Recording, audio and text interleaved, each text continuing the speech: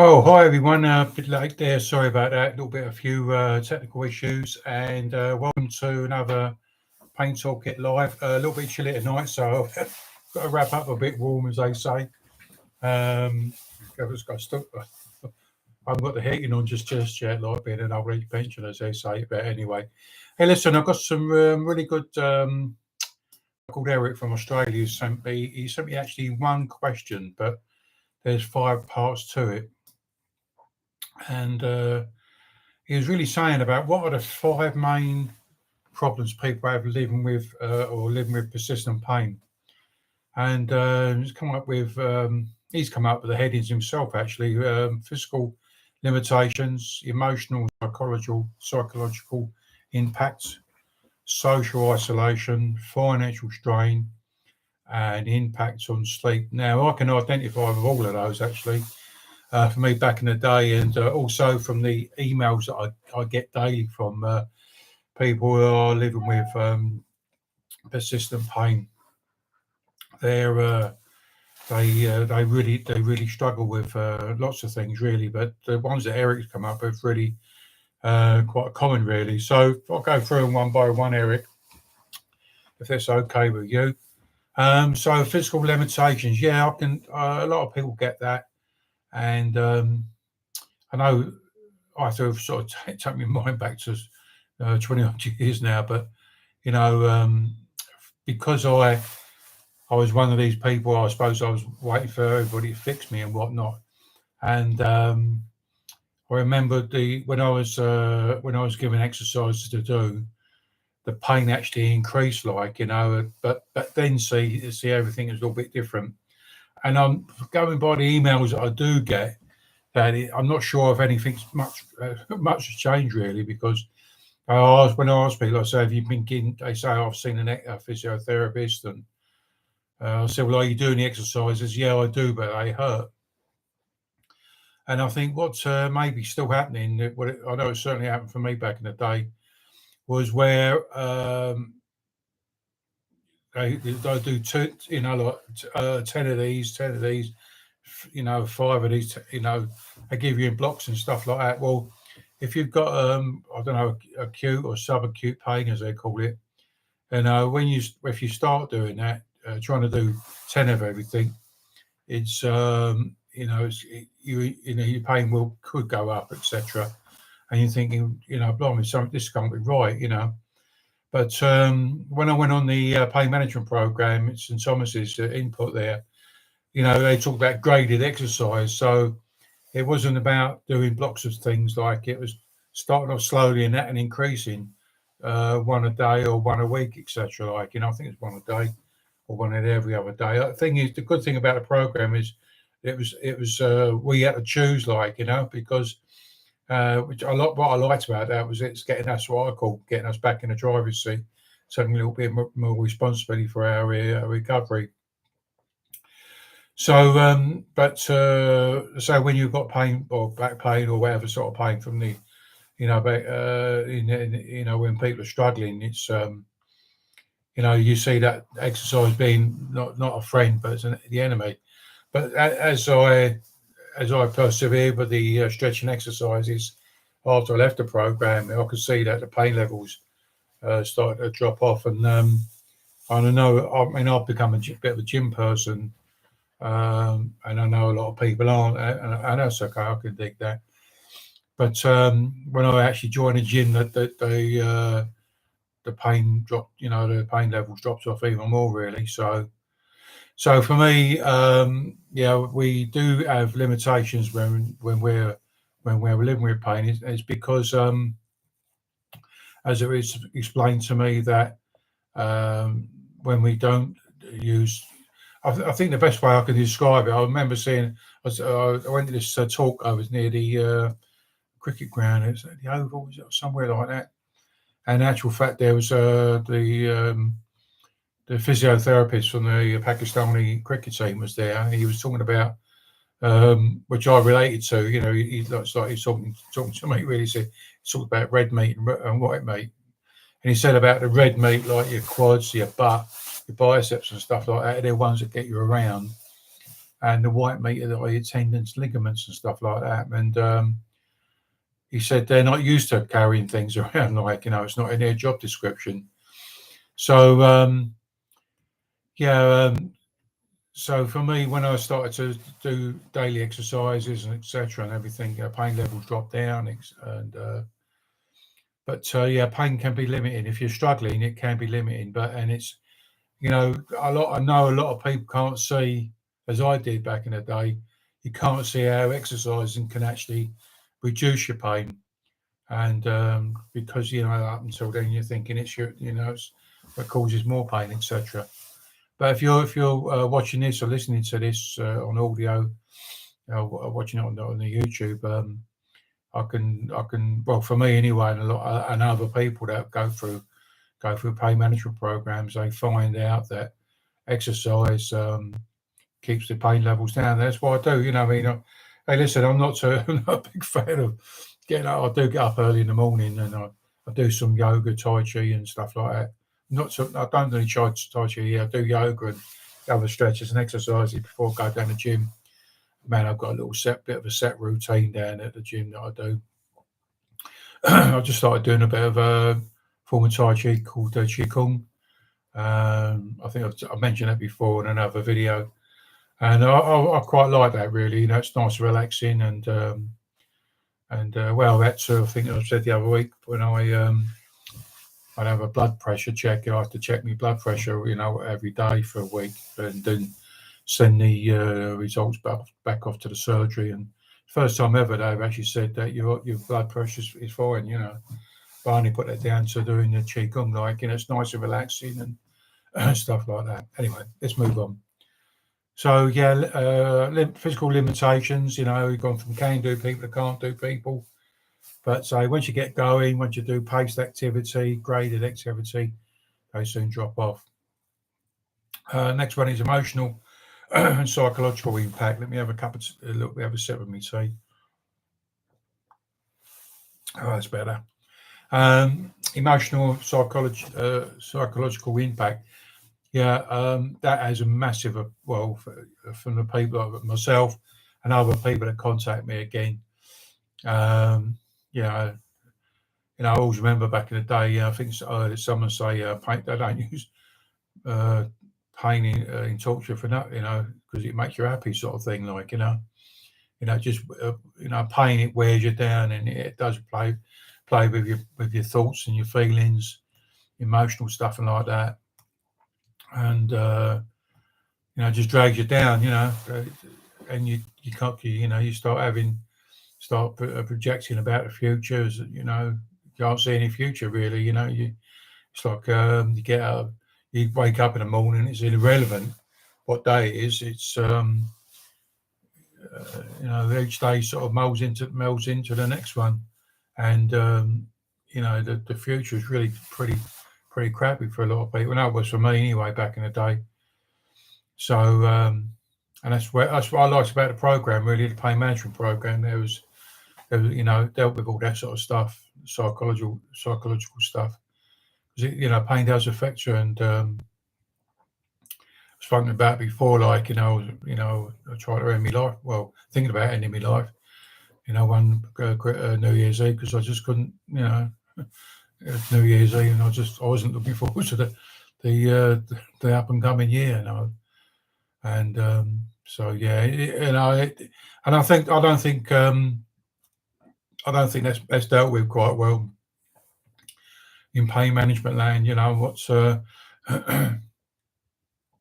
I watch stuff on social media from healthcare professionals that posting, they seem to. I've done. Hey, listen, if you're a healthcare professional and it's nothing personal, but it's like you're a dog with a bone. You keep thinking that if you're keep it, dealing with the pain stuff, then everything else will sort of fall into place. But when you've got all this other stuff going on, the head stuff, it don't really work like that. And I think sometimes I was talking to someone at the weekend about this actually.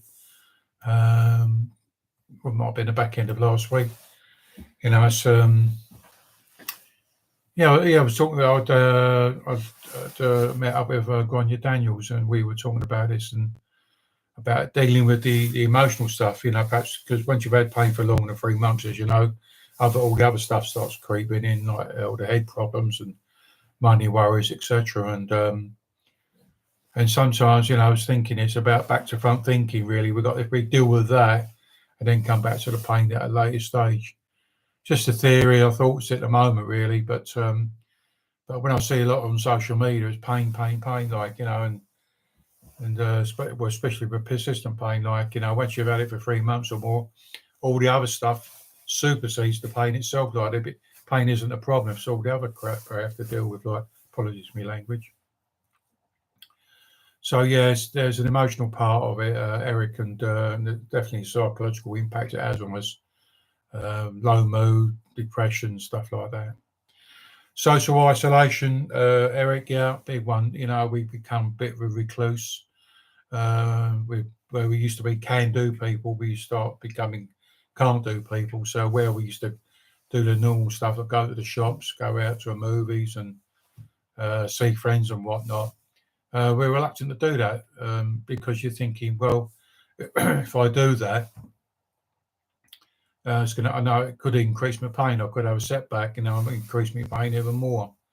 So what we tend to do, we stick close by to home, really. And if I always ask people, when's the last time you took a holiday or a break, and they can't remember it. We don't do it, and um, you stick at home because just in case anything goes off. I mean, I was back in it I used to be back in the day before pain creeps in. I was a driving instructor, and I got so I couldn't go. What happens if me, when I stop working, what I can't. What am I going to do if I'm in my motor? I can't. Where am I going to lay down? So I sold a car and bought a van. A little post office van, I think it was, a yellow one. And I did kit it out, and so if I was out anywhere, I could at least lay down in the back, So yeah, this is what we do. See, we sort of adapt to become protective of ourselves, really. Yeah, isolation. Yeah, I can really dig that. Really, I remember, and when I think back the amount of times, I just never went anywhere. It's just in case pain went off. So yeah, very isolating, Eric. Yeah, financial strain. Yeah, that's another big one as well because for me back then, I spent about £8,000. I was a serial doctor shopper, therapy shopper. Everybody, my back pain wasn't my problem; it was someone else's problem, and I used to, pay them to fix me. And that's why I'm so grateful to the program, really, the PMP program, because sort of took that away from me, So I've been back at work now since I think it's about '99. I went back to work. I had a little job with it was then called the National Back Pain Association, and I had a job with them, and I've never really, I always, I boasted about it. I've not had a day off sick, really. That's why I'm so grateful for the program. Always like to tell people about it and pain management programs because, for me, it gave me back my life, really. I know it sounds a bit dramatic, but it did. But yeah, I mean, I spent about £8,000 on £8,000. I don't know what it is in American money these days. European money, that'll be about 10,000 euros. You know, we can work it out yourselves, but it doesn't. It was a lot of money then, it's still a lot of money now. 8K. I won't turn my nose up at 8K, but yeah, it does drain you, and because especially if you've had to give up work, etc. So, Eric, yeah, financial strain, and not only on the person but the family as well. Especially if you was the earner in the family, and it's very common if you're for a bloke who's the earner in the family, they stop working because of their pain, and the wife or the partner, I should say, that to go back out to work, etc. So you might have to become a house husband or something like that, which is okay. But for a bloke, sometimes it can be, we're the we're the hunter gatherers, aren't we? We're supposed to be out there, But so it does have a financial strain on the person, the family, etc. And through not being able to work. And last but not least, the old sleep problems, the impact on pain. Boy, oh boy, does that get. Yeah, that's. I've had sleep problems for donkey's years now, and back then it was just pain, and I still get it now. I feel like I'm a little bit like I'm on a barbecue. I have to flip over, wake up in the middle of the night, and my hip hurts or something, and I have to get up and turn over and whatnot. But in recent years, since I've been diagnosed with the old prostate cancer, like my old bladder that goes a bit bonkers in the night, and I'll get up. Last night it was a bit of a crazy night. I think I went up to sleep a bed about 11ish, something like that. I got up about 3:30. Isn't a normal time for me. But I know I got up. I think it must have been half a dozen times to have a wee, like. I've accepted it now. It's part and parcel of having prostate problems and stuff. But I use how get on over back in the day. I struggled getting back to sleep because the old brain starts taking over, then it kicking into gear. But I learned belly breathing when I was working on the expert patients program. I learned the art of, and that really helps me get back to sleep. Really, so I just do some belly breathing and I'm back to sleep again. But then until an hour later when I've got to get up again, like. Sorry about I've got my old done a bit of an itchy top lip tonight. So Eric, all those 5 that you sent in are all relevant very much, not just for me, but for all the other people out there who are living with pain. And but people get other, people that email me. I remember the other week it was pretty bonkers with all the emails, but it's pretty. I think back now, it's pretty up half the course really. Summer's over here in the UK and Europe, and aches and pains sort of increase as well because of the damp and stuff like that. I know a lot of my arthritic pain has sort of started to get some weird pains from my hands and feet and knees and whatnot. But exercise seems to keep them sort of calm, etc. So anyway, Eric, thanks very much. Hey, listen, I'm going to wrap it up now because I need to go have my supper, and hope you've enjoyed it. I want to keep it now at 6:00 on a Monday night, so tune in next week. If you have any questions that you want to ask me at all, just send them via the website, www.paintoolkit.org/contact. And I'd be too pleased to have a go at answer them. This Wednesday, we've got the Pain Toolkit Cafe at 9:00 in the morning. So if you want to come to that, go on the website and book up, register. All the money's, so we ask for a £5 donation, and all the money's there to keep the Pain Toolkit going, really. What's the other things coming up? We started. The good news is, I don't know if you've probably seen it on social media a couple of times now, where I'm working with Katie Napton and some other dudes. We're working on the going to be the Pain Toolkit Academy, I should say, and where we're trying to that gap that seems to be out there, because I know there are some schools out there, medical schools, who are promoting or starting to incorporate self-management within their curriculums. Yeah, I get that. Okay, I know that's, but it's not. It's we're talking about pockets. What we're looking at is trying to that chasm. That's not. I'm going to say it's not a gap anymore. It's just feels like a canyon of a gap there, where to what we want to try with the academy is to so it's like an online course that people sign up for, where they can learn self-management skills.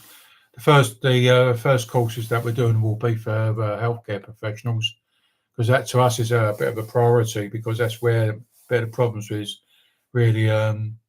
I think Bronnie Thompson. I don't know if you know Bronnie Thompson from New Zealand. She works down there on pain management. She runs courses there. But she writes a blog every week, and it's all been about self-management the last few weeks. Excellent blog, so track her down. If you're not sure how to get hold of Bronnie, just drop me a line again, and I'll signpost it to her. But her blogs are they're only short blogs, but she's saying about where we need to be incorporating more supportive self-management in with healthcare professionals, and so that patients learn these skills. And I'll tell you what, I'm going to get on my soapbox a little bit. The bit I don't get, we got, I checked it out yesterday myself, really. There's over 7,700,000 people here in England. We're not talking about the UK. We're talking about just in England, who are waiting to see a healthcare professional. And that's the other reason why we this year with Keith Meldrum over there in Canada and other healthcare professionals, why we put together the prehab pain toolkit. So anybody that's waiting for a procedure or waiting to see a pain department, etc., if they're going to be waiting 18 months or so, what about learning some self-management along the way? So that's why we put together the prehab pain toolkit, and that's available in the store as well. But I don't see a lot of it on social media where at the NHS are really pushing the self-management agenda, because people with long-term conditions, sometimes I've got a few healthcare long-term conditions. Lucky enough, I'm into self-management, so I know what to do and where to go if I need some support or whatever. But if you're not doing that, if you're not supporting self-managing well, the chances are you'll end up in A&E. And I don't get it. Why isn't our NHS? Why are we not pushing that agenda, not just nationally but locally? There seems to be once again, it's like pain management seems to be the poor relation to healthcare, and that's totally wrong. There's lots more bundles of people out there, millions of people in the UK. I mean, I keep checking it all the time, so thinking, have I got it wrong? 28 million people in the UK living with pain. I think they said 10 million of those are those with really long-term pain. So I keep checking it, because when I saw last week, the Canadians had pain management awareness week, and they're only quoting 8 million in the whole of Canada. And here, a little tiny island, we're quoting 28 million. I'm thinking, have we got it wrong? But perhaps we haven't, apparently. So, but if you guys out there in primary care land or hospital land, etc., we need to push the self-management agenda, not just for pain, but for long-term conditions generally, Anyway, I'm going to get off my soapbox now. I feel my old me tummy rubbling. So anyway, thanks very much for watching, guys. I'll see you again next Monday. Don't forget to drop me a line. Let me know any questions you want me to answer. Take care. Be cool and groovy. See you again next week. Ciao.